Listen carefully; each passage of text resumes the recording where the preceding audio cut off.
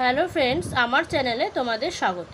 আজকে আমি তোমাদের সামনে যে বিষয় নিয়ে এসেছি তা হলো West Bengal state university 2024 sixth semester Bengali DSC 1D প্রশ্ন ও উত্তর গুরুত্বপূর্ণ, যা তোমাদের অবশ্যই পড়তে হবে।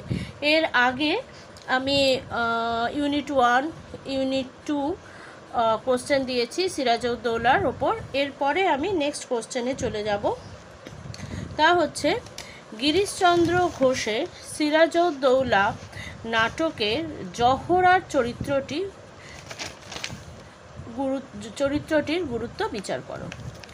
জহরা হুসেন কুলির বিধবা পত্নী।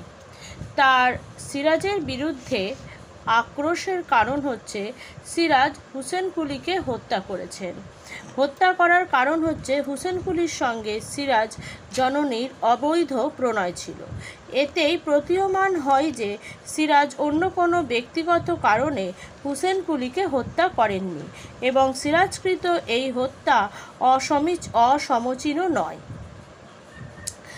আমিনা বেগমের সঙ্গে হুসেন কুলির যে অবৈধ প্রণয় ছিল তা ঘসেটি বেগম স্বীকার করে বলেছেন, হুসেন কুক্ষণে আমায় বর্জন করে তুই আমিনার প্রেমে আবদ্ধ হয়েছিলিস, নচেৎ সিরাজের কি সাধ্য যে সে তারে রাজপথে বধ করে। হুসেন কুলির একাধিক প্রণয়নী ছিল, এ কথা অস্বীকার করার কোনো উপায় নেই। হুসেন কুলিকে লম্পট দুশ্চরিত্র আখ্যা দিলে কোনো অন্যায় করা হবে না। এরূপ লম্পটের ওপর কোনো স্ত্রীরই আন্তরিক টান থাকতে পারে না। জহরার এই স্বামীভক্তি বা স্বামীপ্রীতি একান্তভাবেই অবাস্তব। হুসেনের ওপর জহরার এই অহেতুক আকর্ষণকে লক্ষ্য করে আমির বেগ বলেছেন, হুসেনের প্রতি এর এত ভালোবাসা, হুসেন তো ঘসেটি আমিনা বেগমকে নিয়েই ছিল, এর প্রতি তো ফিরেও চাইতো না। সুতরাং এই অবস্থায় হুসেন কুলি বধের প্রতিশোধ গ্রহণ করার জন্য জহরার মধ্যে এমন দুর্দমনীয় হিংসানল প্রজ্বলিত করার কোনো যুক্তি খুঁজে পাওয়া যায় না। অথচ নাটকটিতে জহরা একটি বিশিষ্ট স্থান ও বিশিষ্ট ভূমিকা গ্রহণ করেছে। নাট্যারম্ভে জহরা নিজের সম্বন্ধে নিজেই বলেছে, বায়ু যেমন উত্তপ্ত হয়ে ঘূর্ণায়মান হয়, আমিও তেমনি অন্তর্তাপে দিবারাত্র ঘূর্ণীয়মানা। জহরা সত্যিই শয়তানি, কিন্তু তার এই শয়তানি অহেতুক। তার কার্যাবলী সর্বাংশে ইতিহাস সম্মতও নয়। চরিত্রটি বাস্তবতার সীমা ছাড়িয়ে অনেক ঊর্ধ্বে গেছে। এই অবাস্তব চরিত্রটি নাটকের গতি নিয়ন্ত্রিত করেনি, বরঞ্চ নাটকটিকে অযথা ভারাক্রান্ত করেছে। সিরাজ কর্তৃক হুসেন কুলি বধ এই নাট্যকাহিনীর পূর্ববর্তী ঘটনা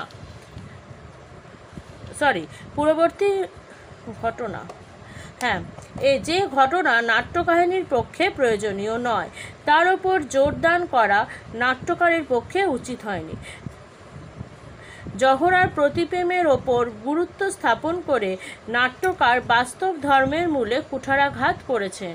জহরা ঘসেটির সহায়ক হয়েছিল, জাফর আলীকেও সাহায্য করেছে, কিন্তু জহরা তাদের সহায়ক না হলেও নাটকের পরিণতির কোনো পরিবর্তন হতো না। অর্থাৎ জহরার উদ্দীপনা ব্যতীত ঘসেটি, জাফর আলী প্রমুখ অমাত্যগণ সিরাজের বিরুদ্ধাচরণ করত, এই বিষয়ে সংশয়ের কোনো অবকাশই নেই। ঘসেটি ঈর্ষাপরায়ণ, ক্রূর, কুচক্রী এবং জহরা তার অনুসরণকারিণী। সুতরাং ঘসেটি কায়া, জহরা তার ছায়া মাত্র। জহরা চরিত্রটি নাট্যকার করিম চাচার মুখ দিয়ে বলিয়েছেন, ভ্যাল্লা মোর চাচি, খুব কারখানা দেখালে, তোমার অতটা না করলেও চলতো। এই রাজরা, আমির, ওমরাও আর ঘসেটি বেগম হতেই কাজ রফা হতো। এত করেও ইতিহাসে স্থান পেলে না চাচি। নাটক তার গল্পের কেতাবেই শোভা পাবে, বেঈমানের কালিতেই ইতিহাসের পৃষ্ঠা ভরে যাবে, তোমার আমার জায়গা হবে না। নেক্সট,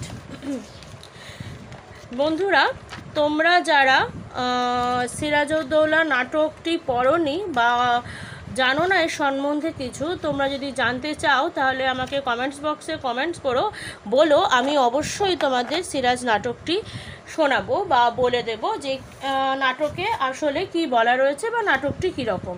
ঠিক আছে? আর আমি জানি তোমরা এরকম অনেকেই আছো যারা কোশ্চেন দেখছো, অ্যান্সার দেখছো, অথচ সাবস্ক্রাইব না করেই চলে যাচ্ছ।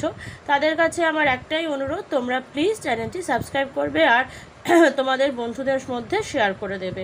তোমরা অনেকেই সিরাজউদ্দৌলা নাটকটি চেয়েছো, তার প্রশ্ন উত্তর চেয়েছো, তোমাদের সেই অনুরোধেই আমি প্রশ্ন উত্তর নিয়ে এসেছি। তো নেক্সট কোশ্চেন আমি চলে যাচ্ছি। ঐতিহাসিক নাটক হিসাবে গিরিশচন্দ্র ঘোষের সিরাজউদ্দৌলা ট্র্যাজেডির নায়ক চরিত্রটি বিশ্লেষণ করো। এই নাটকের নায়ক সিরাজ এবং সিরাজের ট্র্যাজেডি এই নাটকের যথার্থ ট্র্যাজেডি। আলীবর্দী জীবিত থাকতেই তার বহু আমাত্যকে পার্শ্বচর সিরাজের ব্যবহারে খুব প্রীতি ছিলেন না। আলীবর্দীর কোনো পুত্র সন্তান ছিল না। সিরাজ ছিলেন আলীবর্দীর দৌহিত্র ও আমিনা বেগমের পুত্র। ঘসেটি ছিলেন আমিনার ভগিনী, সিরাজের মাতৃসমা। ঘসেটির ইচ্ছা ছিল তার পালিত পুত্র দৌলা সিংহাসনে অধিষ্ঠিত হয়, কিন্তু ঘটনাচক্রে তার এই উদ্দেশ্য ব্যর্থ হয়ে যায় এবং তার কনিষ্ঠা ভগিনীপুত্র সিরাজ সিংহাসন লাভ করে। সিরাজের ওপর ঘসেটির এর জন্যই আক্রোশ। ঘসেটির দক্ষিণহস্ত ছিল রাজা রাজবল্লভ রায়। রাজবল্লভ সঙ্গে এই সূত্রে সিরাজের বিবাদ। ঘসেটি ছিল পরম ঈর্ষাপরায়ণ ও ক্রূর। ঘসেটি তার ক্রূর প্রবৃত্তি নিয়ে প্রতিহিংসায় আগুনে জ্বালিয়ে তোলে এবং রাজা রাজবল্লভ, ইয়ারলতিফ, উমিচাঁদ এবং আলীবর্দীর পরম বিশ্বস্ত অনুচর সিরাজের সিপাহশালার প্রজ্বলিত অগ্নিতে ইন্ধন যোগাতে শুরু করে। ফলে সিরাজের সঙ্গে সিরাজের অমাত্যবর্গের বিরোধ বেঁধে ওঠে। একদিকে সিরাজের সঙ্গে ইংরেজ সরকারের বিরোধ শুরু হয়। সিরাজের বিরুদ্ধে দল, ইংরেজ দলের প্রধান প্রতিনিধি লর্ড ক্লাইভের সঙ্গে গোপন পরামর্শ করে চারিদিকে বিরোধের আগুন জ্বালিয়ে দেয় এবং এর পরিসমাপ্তি ঘটে পলাশীর আক্রমণকালে, অর্থাৎ পলাশীর যুদ্ধে, সিরাজের পতনেও মৃত্যুতে। পলাশীর যুদ্ধের পরিণতি ও অন্য রূপ ঘটত যদি যুদ্ধক্ষেত্রে জাফর আলী খান চরম বিশ্বাসঘাতকতা না করত। সুতরাং সিরাজ যে এই নাটকের নায়ক এবং এর মৃত্যুতেই যে নাটকটির ট্র্যাজেডি হয়েছে তা সর্বথা স্বীকার্য। গিরিশচন্দ্রর এই নাটকে ট্র্যাজেডি সৃষ্টিত শেক্সপিয়ারের আদর্শ গ্রহণ করেছে। ট্র্যাজেডির নায়কের মৃত্যু হবেই, এটা গ্রিক ট্র্যাজেডি ও শেক্সপিয়ারের অন্যতম বৈশিষ্ট্য। গ্রিক ট্র্যাজেডিও নিয়তি মুখ্য স্থান গ্রহণ করেছে। গ্রিক আদর্শের ট্র্যাজেডিতে নরনারী অসহায় নিঃসহায়। আলোচ্য নাটকে নায়ক সিরাজের মধ্যে দুটি দুর্বলতার স্থান নাট্যকার দিয়েছেন। এই দুর্বলতার ছিদ্রপথ দিয়ে ট্র্যাজেডির বিষ তার মধ্যে প্রবেশ করেছিল। সিরাজ চরিত্রের ছিদ্র বা দুর্বলতা হচ্ছে তার দৃঢ়তার অভাব এবং ভীরুতা। এই দুটি দুর্বলতাই সিরাজের পতনের মূল কারণ। মির্জাফর প্রমুখ তার অমাত্য দলের সমস্ত কার্যকলাপই সিরাজ জানতেন। তারা যে গোপনে সিরাজের বিরুদ্ধে চক্রান্ত করছে সে কথাও সিরাজের অজানা ছিল না এবং সেই জন্যই তিনি বারবার তাদের কঠোর শাস্তি দেবেন এই পরিকল্পনাও করেছিলেন, কিন্তু কার্যত সিরাজ কোনোদিনই তা করতে পারেননি। সিরাজ যদি জাফর আলী প্রমুখ কয়েকজন অমাত্যকে কারারুদ্ধ করে রাখতেন অথবা হত্যা করতেন, তাহলে তার বিরুদ্ধে যে চক্রান্ত হচ্ছিল তার চির অবসান হতো এবং তার জীবন প্রদীপ অকালে নির্বাপিত হতো না। সিরাজকে কিছুটা দুর্বল করেছিল আলীবর্দী বেগম। সিরাজ আলীবর্দী বেগমের অনুরোধে সকলকে মার্জনা করেছিলেন।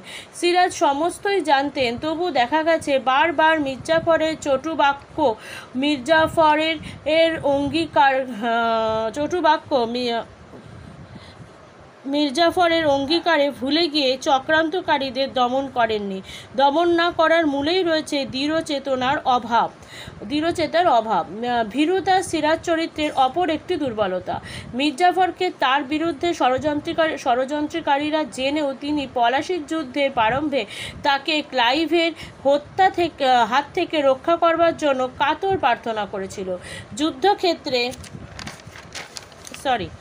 যুদ্ধক্ষেত্রে শিবিরে উপস্থিত হয়েও তিনি মনে মনে কেবলই নিজের পরাজয়ের কথাই চিন্তা করে গেছেন। সম্পূর্ণ নাটকটি বিশ্লেষণ করলে দেখা যায় যে সিরাজ প্রজাবৎসল, ক্ষমাশীল, পত্নীপ্রেমিক, সন্তানবৎসল হয়েও ভীরু, কাপুরুষ ও দুর্বলচিত্ত। এত গুণ থাকা সত্ত্বেও দুটি দোষের জন্যই সিরাজের পতন হয়েছে। নেক্সট কোশ্চেন, চণ্ডালিকা, রবীন্দ্রনাথ ঠাকুর। চণ্ডালিকা নাটকে প্রকৃতি চরিত্র কতখানি সার্থক হয়েছে তা আলোচনা করো। এই প্রকৃতি চরিত্রটি আমার কাছে অনুরোধ হয়ে এসেছিল, তো আমি এটি আমার এই ভিডিওতে দিয়ে দিচ্ছি। নেক্সট ভিডিওতে আমি সাজেশান দেওয়ার চেষ্টা করব। তো তোমরা এইভাবেই কমেন্টস করতে থাকো, আমি চেষ্টা করব সমস্ত তোমাদের অনুরোধগুলি রাখতে। তো শুরু করছি চণ্ডালিকা নাটকের প্রকৃতির চরিত্র। গ্রিক সাহিত্যবিদ অ্যারিস্টটল মনে করতেন নাটকে ঘটনাই মুখ্য, চরিত্র সম্পর্কে তার একটি মূল্যায়ন ছিল।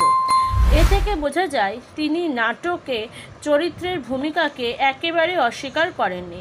আসলে একটি নাটককে যথার্থ হয়ে উঠতে গেলে উপযুক্ত ঘটনা প্রবাহের সঙ্গে সঙ্গে প্রাণবন্ত চরিত্রেরও উপস্থিত থাকা প্রয়োজন হয়। চরিত্র এবং কাহিনী একে অপরের পরিপূরক। উভয়ের সম্বন্ধ যত দৃঢ় হবে নাটকের সফলতা তত বেশি হবে। চণ্ডালিকা ক্ষুদ্র নাটিকা, দুটি দৃশ্যের সম্বলিত এই নাটকের তিনটি চরিত্রের কথা থাকিলেও মূলত নাটকটি সম্পূর্ণ হয়েছে চণ্ডালিনী প্রকৃতি এবং তার মায়ের কথোপকথনে। একেবারে শেষ দৃশ্যে তৃতীয় চরিত্রে আনন্দের প্রত্যক্ষ উপস্থিতি এবং একটিমাত্র সংলাপ তার মুখে ব্যবহৃত। বলা যায় গোটা নাটকটি প্রকৃতিপ্রেমিক। তার সংলাপে এবং সঙ্গীতের মাধ্যমে নাট্যকার তার বক্তব্য তুলে ধরতে চেয়েছিলেন। বৌদ্ধ কাহিনী শার্দুল কর্ণবদানের গল্প থেকে নাটকের কাহিনী সংগৃহীত হলেও তার মূলের অনুকরণ ছিল না, এবং রবীন্দ্রনাথ তার নিজস্ব ভাবনা কল্পনাকে কাজে লাগিয়ে একটি বিশেষ বক্তব্য প্রকাশে নাটকটিকে বেছে নিয়েছিলেন। এক্ষেত্রে প্রকৃতি চরিত্রটি হয়ে উঠেছে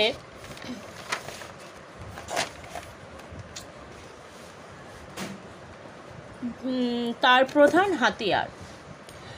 যুগে যুগে কালে কালে অন্ধ বিশ্বাস, কুসংস্কার, জাতপাতের সংকীর্ণতা মানব মনকে বন্ধ করে তুলেছিল। জাতপাতের দোহায়, অস্পৃশ্যতার অজুহাতে সমাজ ব্রাত্য করে রাখা হয়েছিল এক শ্রেণীর মানুষকে, কিন্তু মানবতাবাদী সাহিত্যিক তা দেখে চুপ করে থাকতে পারেন না, রবীন্দ্রনাথও পারেননি। তাই বুদ্ধ শিষ্য শ্রবণ আনন্দের মুখ নিঃসৃত বাণীর মাধ্যমে প্রকৃতির মনের পরিবর্তন ঘটিয়ে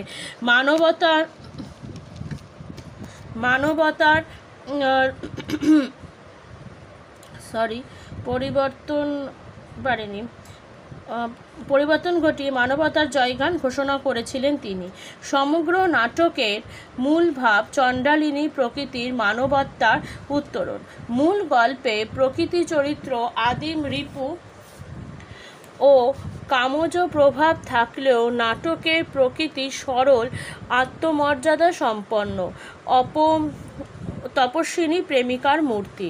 এই মূল গল্পে মায়ের জাদুমন্ত্রে আগত আনন্দের জন্য শয্যা প্রস্তুত করতে প্রকৃতিকে দেখা গেলেও আলোচ্য ও নাটকে তা পরিবর্তিত হয়েছিল।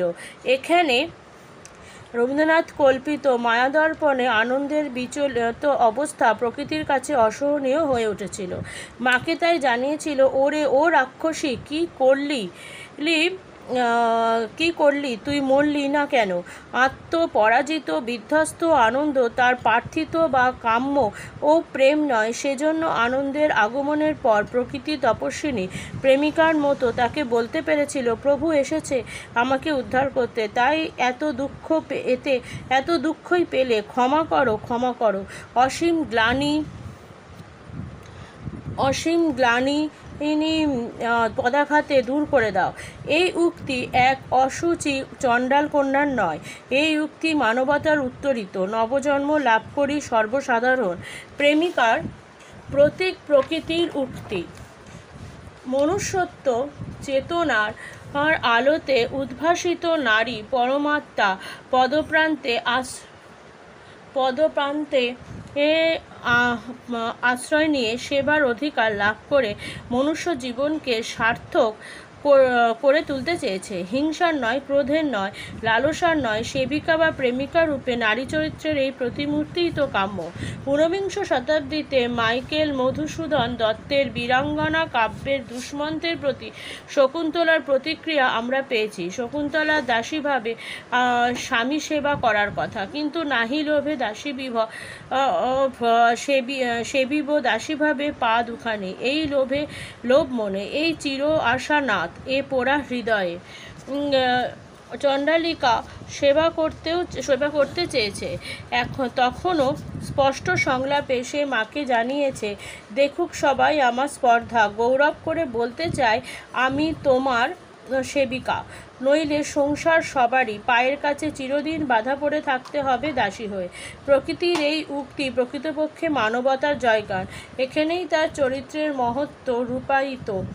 বিশিষ্ট নাট্য সমালোচক উপেন্দ্রনাথ ভট্টাচার্য চণ্ডালিকার আলোচনায় জানিয়েছিল সর্বাপেক্ষা উল্লেখযোগ্য পরিবর্তন বইতেছে।